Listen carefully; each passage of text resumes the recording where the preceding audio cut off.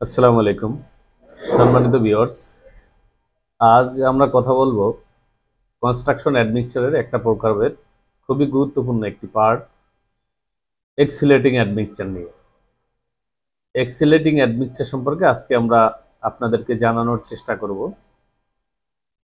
আসলে কনস্ট্রাকশন অ্যাডমিক্সচারের বিভিন্ন ধরনের পার্ট আছে, বিভিন্ন প্রকারভেদ আছে, বিভিন্ন কাজে ভিন্ন ভিন্ন ধরনের অ্যাডমিক্সচার আমরা ব্যবহার করে থাকি। এক্সিলেটিং অ্যাডমিক্সচারটা মূলত কি কাজে লাগে, এটার বেনিফিট কি, বা এটার যদি কোনো ধরনের ডিসঅ্যাডভান্টেজ থাকে সেটা আমরা আপনাদেরকে জানানোর চেষ্টা করি। এক্সিলেট শব্দের অর্থ যদি আপনারা জেনে থাকেন তাহলে অবশ্যই জানেন এক্সিলেট মানে হচ্ছে দ্রুত করা, কোনো কিছু দ্রুত হওয়া। এক্সিলেট শব্দের অর্থ মূলত এক্সিলেটিং অ্যাডমিক্সচারটা আমরা কনক্রিটে ব্যবহার করি ঠিক এই কারণেই। কনক্রিট দ্রুত সেটিং হওয়ার জন্য, দ্রুত জমাট বাঁধার জন্যই মূলত এক্সিলেটিং অ্যাডমিক্সচারটা আমরা ব্যবহার করে থাকি।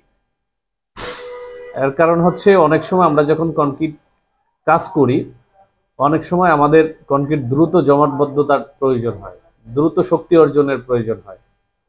যেমন আপনি ধরেন কিছু কাজ আছে আমাদের, যেমন আমরা পানির মধ্যে সাধারণত যে কাজগুলো করি, আন্ডার ওয়াটার যে কাজগুলো করি, আপনার ব্লু প্লিন্থ লেভেল, বিল্ডিং এর প্লিন্থ লেভেলের নিচের যে কাজগুলো আছে, যেগুলো আমরা সাবস্ট্রাকচার নামে জানি, এই কাজগুলো সাধারণত আপনি যদি একটু দ্রুত সেটিং, আপনার কনক্রিটে যদি দ্রুত সেটিং নিয়ে আসতে পারেন, সেক্ষেত্রে কাজগুলো আমরা একটু দ্রুত করতে পারি। এখন আমরা অনেক সময় আরেকটা বিষয়, সেটা হচ্ছে আমরা দেখেন নর্মালি একটা ছাদ ঢালাইয়ের 21 থেকে 28 দিন পরে সাধারণত আমরা ছাদের সেন্টারিং শাটারিং খুলে থাকি। এর কারণ হচ্ছে ওই 21 দিন পরে কনক্রিট তার মোট যে শক্তি অর্জন করার কথা, সেই শক্তির 95 ভাগ প্লাস, মানে 95 ভাগের অধিক শক্তি অর্জন করে 21 দিন পরে সাধারণত ঢালাইয়ের। যে কারণে আমরা সাধারণত মিনিমাম 21 দিন ছাদের সেন্টারিং শাটারিং রেখে থাকি এবং এরপরে এটা খুলে দেই। এখন আপনি যদি এক্সিলেটিং অ্যাডমিক্সচারটা ব্যবহার করেন, চাইলেই 95 ভাগ শক্তি আপনি 7 দিন বা 10 দিনের মধ্যে কিন্তু চাইলে এটা আপনি অর্জন মানে পেতে পারেন, অর্জন করবে আমরা যদি এক্সিলেটিং অ্যাডমিক্সচারটা ব্যবহার করি। তো যে কারণে আমরা যখন একটা কাজ দ্রুত করার চিন্তা করব, যে দ্রুত সময়ের মধ্যে আমাদের কাজটা শেষ করতে হবে, এর কারণ হচ্ছে কনস্ট্রাকশনে আপনার কাজের সময়সীমা যত বাড়বে, আপনার নির্মাণের সময়সীমা যত বাড়বে, আপনার সেক্ষেত্রে কস্টিংও কিন্তু বাড়বে। কস্টিংটা কমাই নিয়ে আসার জন্য হলেও আমাদের দ্রুত কাজ করার প্রয়োজন হয়।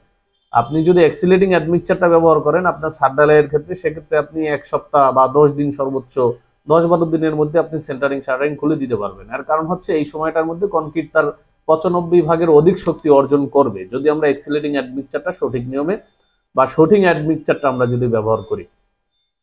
মূলত কনক্রিটে দ্রুত সেটিং এর জন্য, দ্রুত জমাটবদ্ধতার জন্য, দ্রুত শক্তি অর্জনের জন্যই মূলত এক্সিলেটিং অ্যাডমিক্সচারটা আমরা ব্যবহার করে থাকি। এখন অনেকে মনে করেন যে আমরা নর্মাল ওয়াটার রিডিউসিং যে অ্যাডমিক্সচার আছে এটা ব্যবহার করলেই আমার মনে হয় যে ঢালাইটা দ্রুত শক্ত হবে, দ্রুত জমাট বাঁধবে।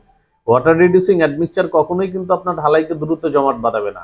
এটা যেটা করবে, আপনার ঢালাইয়ে পানির চাহিদাটা কমিয়ে ঢালাইয়ের ফাইনাল যে স্ট্রেংথ আছে, আমরা নর্মালি 28 দিনে শুধু সিমেন্ট দিয়ে যদি আমরা একটা স্ট্রেংথ পাই 4000 পিএসআর পাই, সেখানে ওই 28 দিনের স্ট্রেংথ এক্সিলেট হবে, মানে বেশি পাবো আমরা। 28 দিনের স্ট্রেংথে 4000 জায়গায় সেক্ষেত্রে আমরা 4500-5000 বা তারও বেশি পেতে পারি ওয়াটার রিডিউসিং অ্যাডমিক্সচারটা ব্যবহার করে। কিন্তু আপনি ওয়াটার রিডিউসিং অ্যাডমিক্সচার ব্যবহার করে যদি মনে করেন যে দ্রুত সেটিং হবে, দ্রুত জমাট বাঁধবে, এটা কখনোই হবে না। যদি হয় তাহলে সেটা আপনার আরো কনক্রিটের জন্য খারাপ কিছু বয়ে আনবে। আপনার যদি দ্রুত সেটিং এর দরকার হয়, সেক্ষেত্রে অবশ্যই আপনাকে এক্সিলেটিং অ্যাডমিক্সচারটা ব্যবহার করতে হবে। এখন এক্সিলেটিং অ্যাডমিক্সচারের আমাদের এই যে সুবিধাটা, এটা আমাদের অনেক ক্ষেত্রে অনেক সময় প্রয়োজন হয়, কিন্তু এর কিছু ডিসঅ্যাডভান্টেজ আছে, কিছু অসুবিধাও আছে। যেমন মানে আমরা যদি সাধারণত ক্লোরাইড বেস এক্সিলেটিং অ্যাডমিক্সচার যদি ব্যবহার করি, সেক্ষেত্রে আমরা আরসিসি কনক্রিট যদি কাস্টিং করি ওই অ্যাডমিক্সচার দিয়ে, মানে যেখানে রড আছে, সেক্ষেত্রে আপনার রডে করোশন হওয়ার সম্ভাবনা তৈরি হয়, রডে মরিচা আসার সম্ভাবনা তৈরি হবে, রডে মরিচা ধরার সম্ভাবনা একটা তৈরি হবে। সেক্ষেত্রে আপনার যে অ্যাক্সিলেটিং অ্যাডমিক্সচারটা আপনি ব্যবহার করতেছেন সেটা ক্লোরাইড বেস কিনা, এইটা আপনাকে অবশ্যই জেনে ব্যবহার করতে হবে। অ্যাক্সিলেটিং অ্যাডমিক্সচার তৈরি আপনার ক্লোরাইড বেস আছে, ক্লোরাইড ছাড়াও আপনার তৈরি করা যায়। আপনি সেক্ষেত্রে যদি আরসিসি স্ট্রাকচার হয়, অবশ্যই আপনাকে ক্লোরাইড ছাড়া যে অ্যাক্সিলেটিং অ্যাডমিক্সচার ওই ধরনের ওই টাইপের অ্যাডমিক্সচারটা আপনার তখন এক্সিলেটিং অ্যাডমিক্সচারটা ব্যবহার করতে হবে। আর যদি আরসিসি কনক্রিট না হয় সেক্ষেত্রে আপনি নিশ্চিন্তে আপনি ক্লোরাইড বেস যে প্রোডাক্টগুলো আছে এগুলো আপনি ব্যবহার করতে পারেন।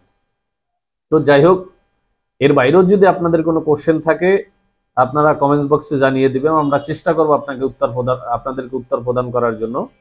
তো আজকে পর্যন্তই, সবাই ভালো থাকবেন, সুস্থ থাকবেন, আমাদের সাথেই থাকবেন। আল্লাহ হাফেজ।